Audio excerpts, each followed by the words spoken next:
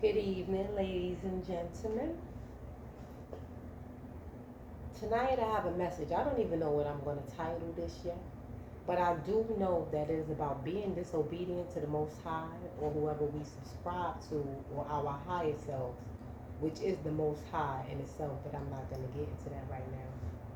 This message will be a little bit all over the place, but bear with me because there's a method to my madness. First, before I even get into it, I want to read from two different chapters. I want to read from Job, and then I want to read from Matthew. Bear with me, there's a method to my madness.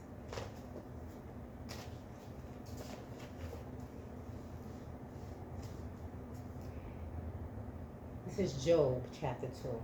Again, there was a day when the sons of God came to present themselves before the Lord, and Satan came along with them to present himself before the Lord. And the Lord said unto Satan, From whence comest thou? And Satan answered the Lord and said, From going to and fro in the earth, and from walking up and down it. And the Lord said unto Satan, Hast thou considered my servant Job, that there is none like him in the earth, a perfect and upright man, one that feareth God and escheweth evil? And still he holdeth fast his integrity, although thou movest me against him to destroy him without cause. And Satan answered the Lord and said, Skin for skin, yea, all that a man hath will he give for his life. But put forth thine hand now, and touch his bone and flesh, and he will curse thee to thy face. And the Lord said unto Satan, Behold, he is in thy hand, but save his life. The Most High let Satan do what he's going to do. Remember, he had to get consent from the Most High to do that. We in Matthew now, chapter 4. Then Jesus was led up of the Spirit into the wilderness to be tempted of the devil. And when he had fasted 40 days and 40 nights, he was afterward and hungered. And when the tempter came to him, he said, If thou be the Son of God, command that these stones be made bread. But he answered and said, It is written, Man shall not live by bread alone, but by every word that proceedeth out of the mouth of God.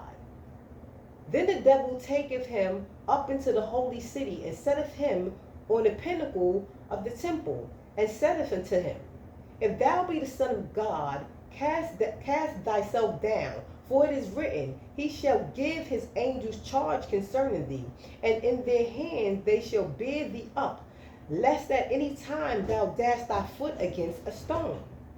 Jesus said unto him, It was written again, Thou shalt not tempt the Lord thy God.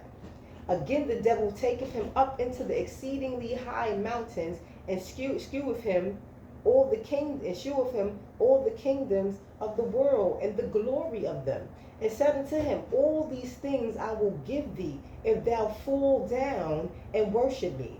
Then Jesus said unto him, Get thee hence, Satan, for it is written, Thou shalt worship the Lord thy God, and him only shalt thou serve.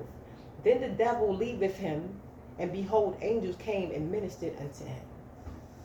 Now, the reason why I just read from those two chapters is because a lot of times we meet people in our lives and they have a representative.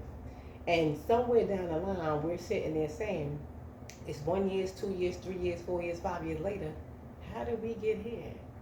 They wasn't like that when I first met them. Because people have what we call that representative. Well, we all had to know a representative, right? Now, what I want people to understand is a lot of times we think that these devils, if a person is not acting like a fool, acting rambunctious, cussing, screaming, fighting, we don't know their energy like that if we're not using our discernment, our intuition, our patience, and things like that. I want you to notice how in both of these chapters that I read about the devil talking to God, there was no argument. There was no bickering. There was no rambunctious behaviors and name calling. The Most High just spoke to the devil.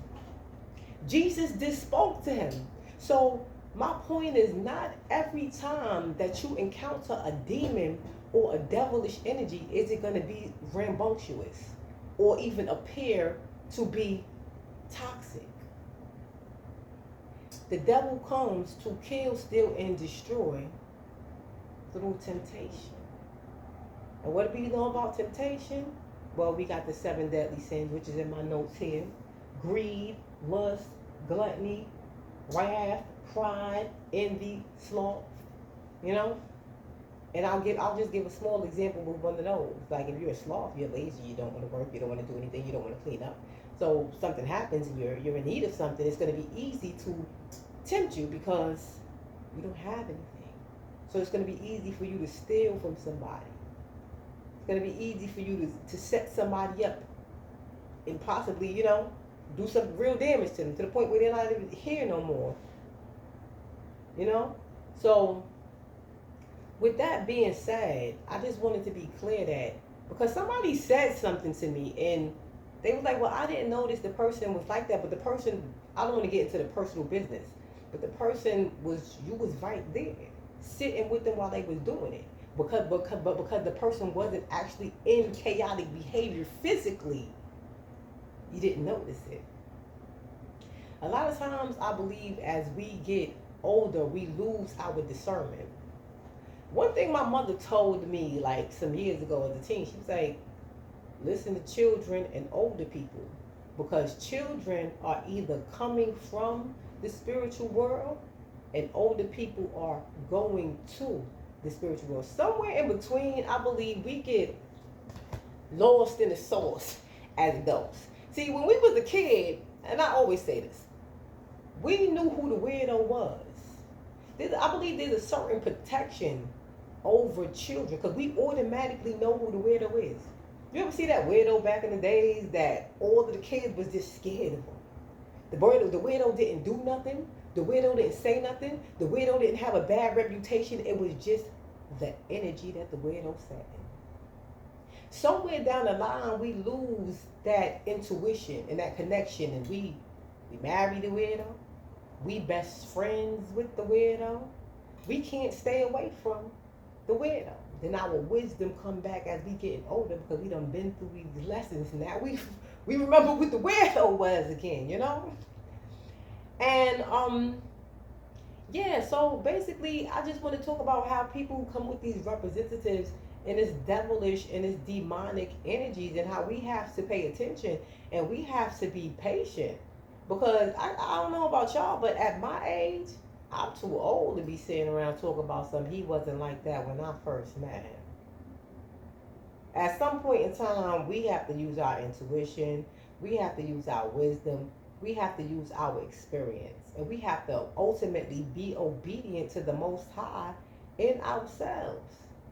And I want y'all to also notice how the Most High gave consent for the devil to do whatever it is that he was going to do with Job. Ruin his life, ruin his body, ruin his skin, ruin his home, ruin his flock. He gave him consent to do that because he had faith in Job. He believed in him. He believed in Job's integrity. So understand, when you're being tempted by someone, know that it could possibly be the Most High who sent them. And when you engage in that temptation, it could possibly be like a slap in the Most High's face. That's you giving the devil the opportunity. See, I told you so. I told you they was no good. Because you got to remember that the devil don't like you. And the story with the devil is that he was mad that God was even making humans. He felt like humans was weak. He felt like they was easily tempted. He felt like they easily fall apart under pressure. So when you give into that temptation, it's like a slap in God's face. He had belief in you. Or he or she had belief in you, had faith in you, had trust in you. You understand what I'm saying? So when the devil does that to you, it's like, I told you he was a loser. Told you he was weak. Told you he was a bum, But I wanted to get that message out there because a lot of times we just don't seem to know what devil energy look like. Take your time with yourself. You worth your time. Believe in yourself. Know in yourself. Have faith in yourself. Be strong. If you don't feel like you got the strength, pray for it. Meditate on it. Those are the ways that we can avoid being in these situations. Being practical is great. But sometimes being overly practical to the point where you tell yourself, well, I didn't see it happen, so it didn't happen. That's a no-no. Because I could be sitting here right now, sitting here saying all of this and be the biggest devil ever. There's a lot of that going on in the internet. Thank God that I'm not. I have a lot of integrity. And I have 24 siblings. I got a mother. May my father rest in peace. Like, I got people who are actually watching me. They know this is who I really am. This is who I truly am. And I believe this is my little calling. And I'm gonna flip this video now, but y'all we have to be discerning. Because I know we tired of like wasting our time. And for my ladies out there, gentlemen too, but for my ladies out there, like, we don't have time to be wasting our time. Our time is our youth. Our youth is our energy. You don't got time to sit around and be 50 and 60 and even in your 40 years old, and still trying to get something done, and you need your energy. You don't have the same energy that you have, or you want to be in a relationship and then loving all of this.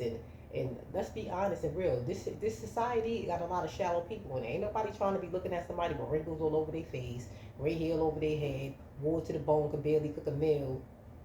You understand what I'm saying? Use your time wisely. Same with the brothers.